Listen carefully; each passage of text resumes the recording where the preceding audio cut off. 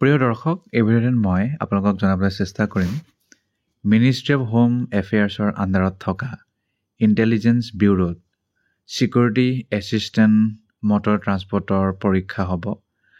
বিভিন্ন ৰাজ্যত বিভিন্ন প্ৰকাৰৰ বিভিন্ন কেটেগৰীত সিকিউৰিটি এছিষ্টেণ্টৰ পদ খালী হৈছে।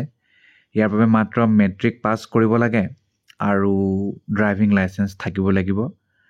আৰু অসমতো বহুকেইটা পদ খালী। এই সকলোখিনি কথা মই আপোনালোকক এই ভিডিঅ'টিৰ মাধ্যমেৰে জনাবলৈ চেষ্টা কৰিম।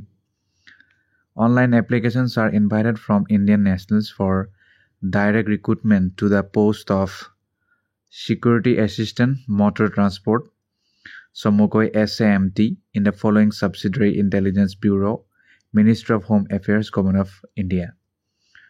ডাইৰেক্ট গুৱাহাটীলৈ যাওঁ। গুৱাহাটীত যদি আমি যাওঁ, আনৰিজাৰ্ভৰ 5টা পদ খালী, OBC NCL 3টা পদ খালী, SC এটা, ST এটা, EWS এটা আৰু 11টা টোটেল পদ খালী হৈছে। ইয়াৰ বাহিৰে টোটেল যদি আমি পদ খালী কথা কওঁ, সৰ্বভাৰতীয় পৰ্যায়ত 455 পদ খালী। সকলো তথ্য আপোনালোকে লাভ কৰিব www.mha.gov.in আৰু www.ncs.gov.in আৰু এই দুয়োটা ৱেবছাইটতেই আপোনালোকে গৈ যদি এলিজিবিলিটি ক্ৰাইটেৰিয়া ফুলফিল কৰিছে তেতিয়াহ'লে এপ্লাই কৰিবলৈ পাৰিব। চেলেৰিটো 21,700ৰ পৰা আৰম্ভ কৰি 69,100 হ'ব। আৰু ইয়াৰ বাহিৰে চেণ্ট্ৰেল গভৰ্ণমেণ্টে যি এলাৱেঞ্চ দিয়ে সকলো এলাৱেঞ্চ আপোনালোকে লাভ কৰিব। নন গেজেটেড আৰু non ministerial group C central ছাৰ্ভিচৰ চাকৰি হয়।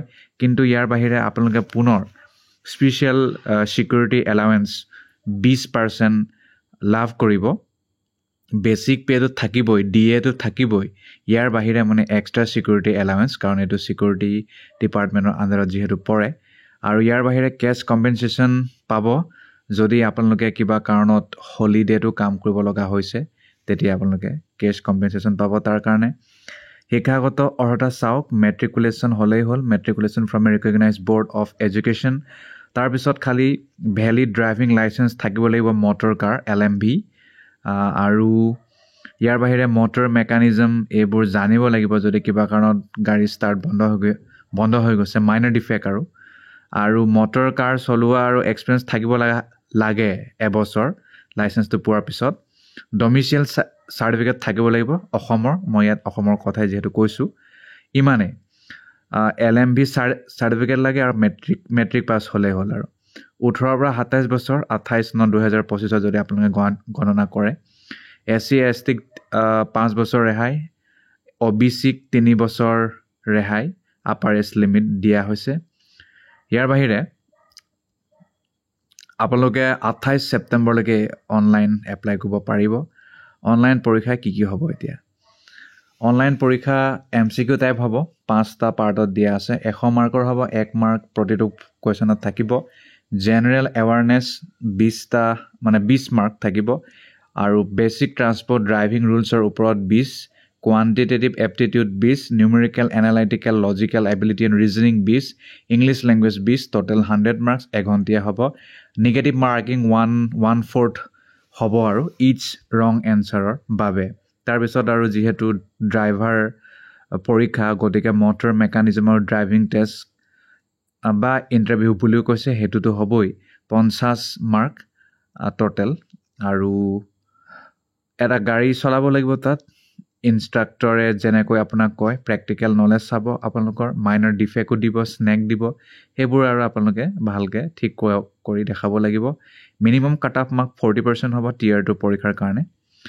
আৰু যদি আমি অসমৰ কথা কওঁ, ক'ত পৰীক্ষা চেণ্টাৰ, ডিব্ৰুগড়, গুৱাহাটী, যোৰহাট, শিলচৰ আৰু তেজপুৰ। মুঠ 5টা অঞ্চল মানে যে জেগা আছে আৰু য'ত আপোনালোকে পৰীক্ষাটো দিব পাৰিবগৈ। ইয়াৰ বাহিৰে আৰু বিশেষ কথা নাই। এইকেইটাই মূল কথা। পৰীক্ষা কেতিয়া হ'ব সেইটো আপোনালোকে ৱেবছাইট চেক কৰি থাকিলে হ'ল। আৰু যেতিয়া এপ্লাই কৰিলে আপোনালোকে তাত বহুখিনি কথা গম পাই যাব কেনেকৈ কি হ'ব। কেণ্ডিডেটসকলে পৰীক্ষা পইচা দিব লাগিব। ৰিক্ৰুটমেণ্ট প্ৰচেছিং চাৰ্জ বুলি কৈছে 550 টকা সকলোৱে।